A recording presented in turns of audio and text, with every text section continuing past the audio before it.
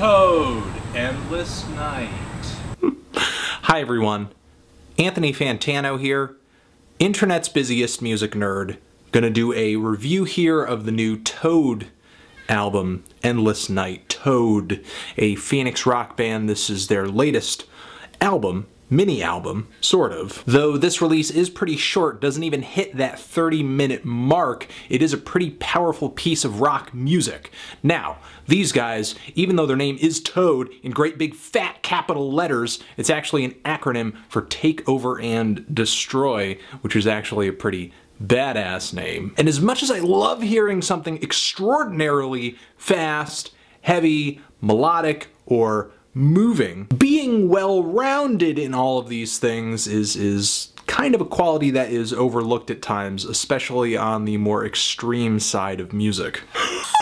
However, Endless Night takes all of these things into account across its 5-song track list. It's a group of songs that work in multiple layers. Crushing, heavy riffs that occasionally play slow, are fast at times, especially when the band is going down a more black metal road with the blast beat drumming, but a lot of the time you're going to find this LP to going at kind of a mid-pace. A lot of the grooves that these riffs are playing have a bit of a heavy metal vibe to them, or maybe even some rock and roll swagger. There's some organ and synth keys that feel kind of retro throughout this LP as well, really kind of bringing an occult vibe to the table. And on top of all of that, Take Over and Destroy has a pretty strong sense of melody too. Melodies that are dark and are sinister and romanticized, again pulling from that very clear black metal influence throughout these songs, which also plays out in the blast beats that I mentioned, tremolo pick guitars, and some vocals that are really ferocious, bloody, raw, sometimes blending elements of black metal and death metal. It's a really seamless blend at times of these extreme and not so extreme rock styles,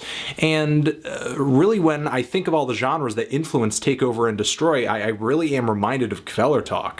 However, Take Over and Destroy comes to a very different musical conclusion, as they feel much darker and I feel have a little bit more finesse at times. Like the very chilling pianos and hellish melodies that play at the title track on this LP, even though the very crushing guitar riffs that come in after this intro change the vibe a lot. Images of candles and pentagrams and hooded cloaks and demons, all of this is sort of still at the core of Take Over and Destroy's music. And they continue to emphasize this vibe when the songs get heavier with some harmonized guitar leads, some very sort of deadpan background vocals, or even some very morbid lyricism, which at times can be kind of cosmic and otherworldly. Really, this LP feels like a sort of short soundtrack to a very devilish ritual. And the hooks on this LP can be kind of catchy as well, especially with how ferocious and just over the top the vocals can be. And I'm also digging how when Toad attempts to stretch some of these songs out past the 6-minute mark,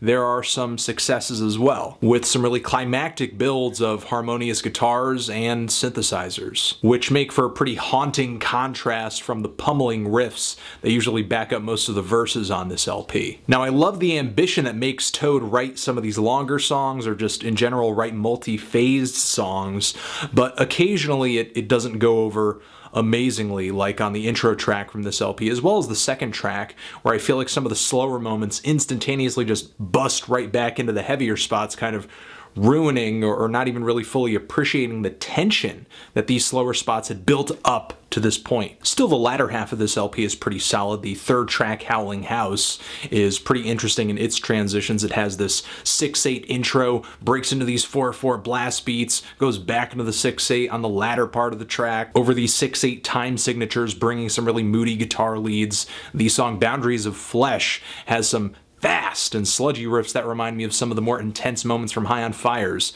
last full-length LP, but also brings in some cleanly sung and eerie vocals on the second half of the song that work pretty nicely. And as far as the closing track goes on this thing, maybe one of the more cohesive songs on this thing, with this very slow intro, a lot of heavy metal guitar heroism going on in the middle of the song, and then the very end just building up to this huge climactic finish Overall, I dug this LP a lot. It's loud, it's heavy, it's destructive, it's memorable, with the vocals and melodies just burning, just on fire throughout this thing. However, I did end up kind of wanting more material, more length from not only some of these songs, but just this album in general. And I guess if there is one more thing that kind of hinders this LP for me, it's that there is kind of a sameness that runs across many of these tracks in terms of some of the vocal deliveries or just the sound and the vibe of these riffs. And it is a positive in that it makes this LP feel really cohesive and maybe even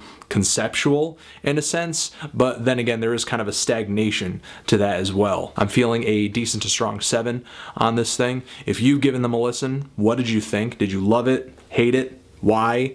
What do you think I should review next? And that's it. This review is my opinion. If you don't like it, here's a straw. I want to give a shout out to friends, family, God, country, and apple pie.